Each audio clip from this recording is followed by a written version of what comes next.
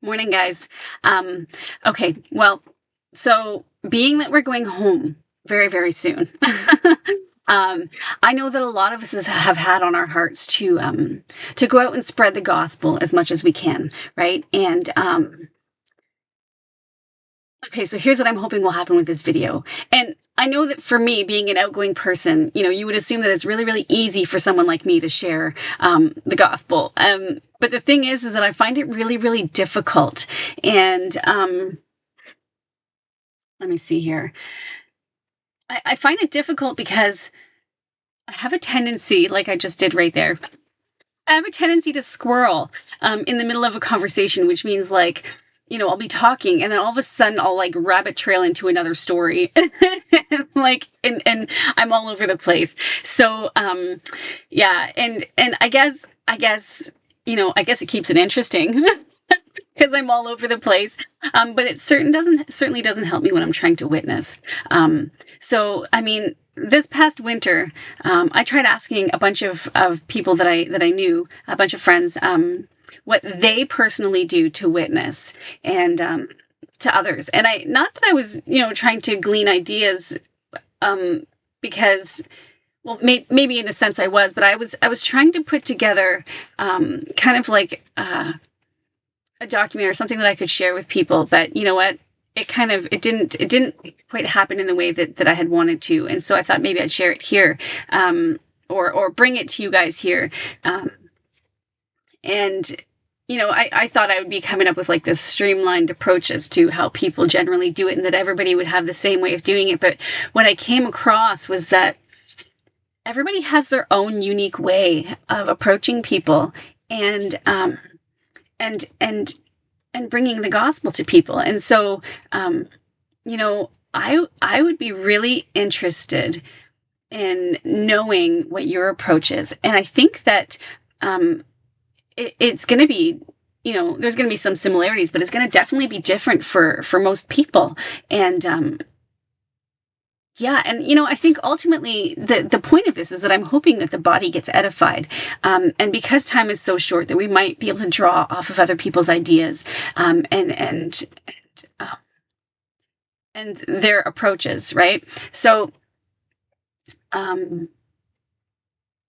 yeah, if you guys wouldn't mind putting your approaches in the comments, I think that way everybody else would be able to see, instead of just sending them to me, right? And yeah, I hope that helps us on our journey. And for me personally, I find that because I tend to squirrel, that it's easier for me to share my parts of my testimony, or how I've experienced God, and it's a great way to share Jesus with others because people can't take what you're saying happen to you as an experience and say, "Oh, you're wrong." Because it happened to you. And if it's your perspective on things, they can't tell you that you're wrong. I mean, they might try and say, "Oh, yeah, it's all in your head." But you know what? At least they heard it and that seed gets planted, right? Let me give you an example. I'm going to try to say this without squirreling. So back in about 2016, when I only had 3 kids, and they were really young at the time. My youngest was like not even a year. Or she wasn't even a year old yet, not even. And my husband had been laid off from his job, and he had been laid off for a really long time, actually. So he got laid off, I think it was in March, and it was already August, and he still hadn't heard back from the union, about any kind of new placement and stuff like that. And I mean, we were really happy when he was first laid off because he had been working in Toronto. And of course, well, in case you don't know or don't remember, I'm from Canada and in Ontario. And Toronto is, I'm sure you've all heard of Toronto, but it's a very, very, very, very big city, and it's so busy, and the driving is just nasty. And we had lived on one side of Toronto, and here I go squirreling, but okay, it's relevant. And we lived on one side of Toronto, and it was only 40 minutes from Toronto, and it took my husband oftentimes 2.5 hours of driving, just to get to work in the morning because of the traffic. So we decided for that reason, and for many other reasons also, that we were going to move on the other side, in rural areas in the country. And because there wasn't the traffic, so it was more distance kilometer wise for we Canadian folks in mile. I mean, for you American folks, it's miles, but we say kilometers.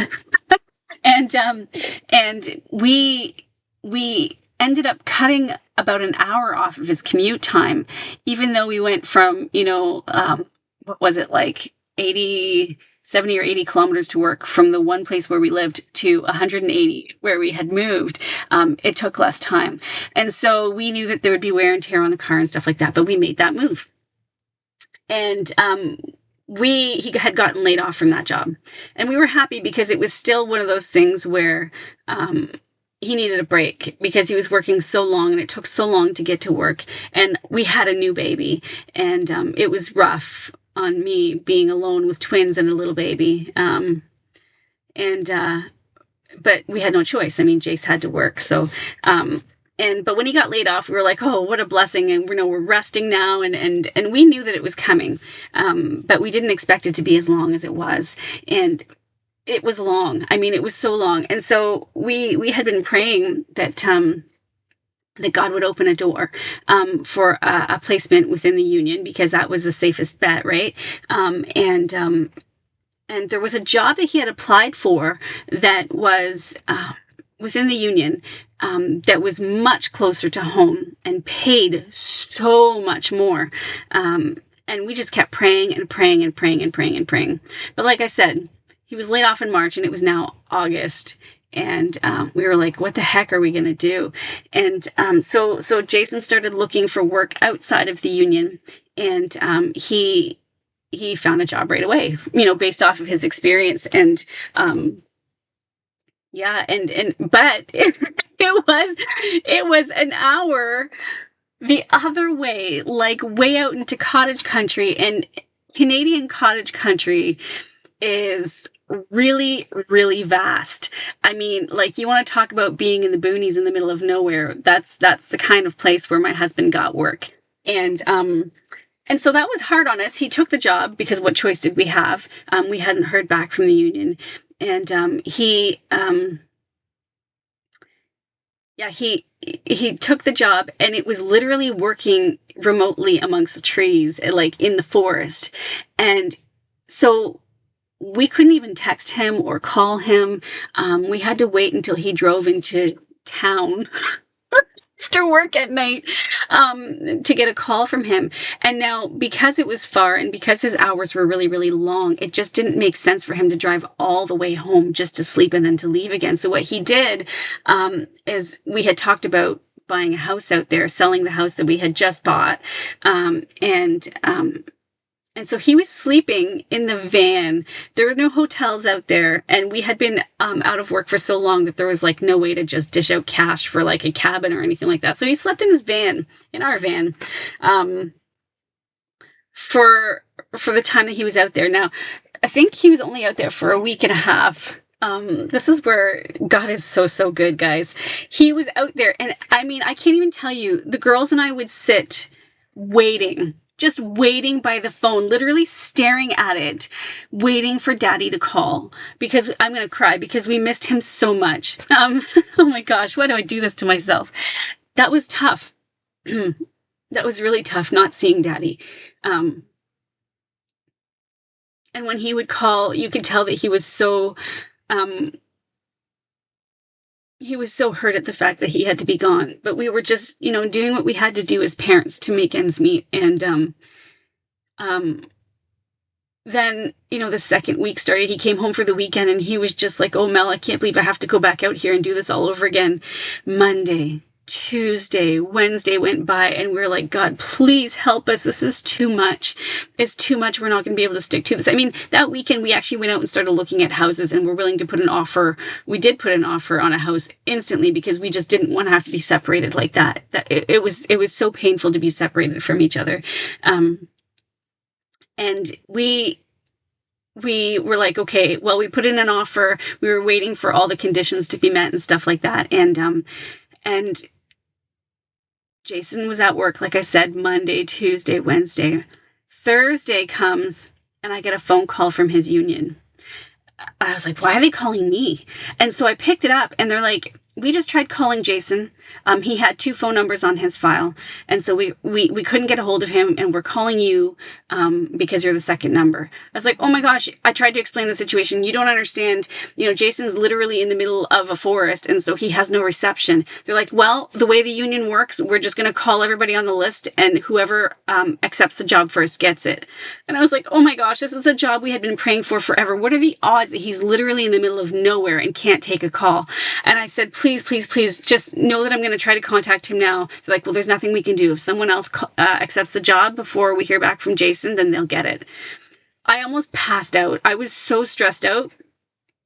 I called Jason right away, knowing full well that it was only like lunchtime, and there was no way that he was going to be able to get a call in the middle of nowhere.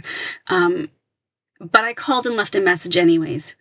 And I looked at the girls. I said, girls, we've got to pray. And we all just sat down. I was shaking. I was crying. And we all just prayed so hard. We're like, God, please, please, please let Daddy be able to pick up the call. Let him be able to call us back. And I'm not joking. Within 20 minutes, Jason called me. He's like, I'm sitting in the truck. He's like, I'm eating my lunch. He's like, and I saw that there was a voicemail and I can't believe my phone's working, but I'm calling you. What's up? And so I told him, like, Jay, call work quick. And I explained the whole situation. He dropped the phone and I was just trembling. He went and called work. He got a hold of the union and he accepted the job. He literally, he gave his resignation. He's like, I can give you 2 weeks if you want, guys. They're like, no, oh my gosh. He told them the full story, the testimony. They got to hear how God worked for us in our lives. I've got shivers. I love telling that story. God is so, so wonderful. He's so, so good. And Jason took that job, and he's still working there. And what a blessing it's been. Oh, God, it's so, so good. Anyways, stories like this, you can't deny that God was a part of it. And so people can't deny that, God has affected your life, kind of thing, right?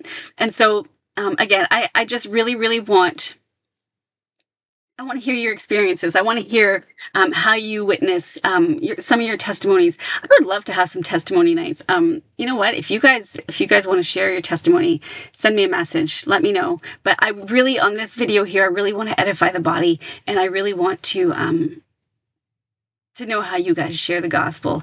I'm so excited. I can't wait to hear from you guys. And I hope that ultimately, us sharing our experiences and how we witness with each other will edify the body and help us really get people saved. Get people saved. It's time, guys. It's the last minutes. And I pray that we can do this. God help us. God bless, guys. We'll talk soon.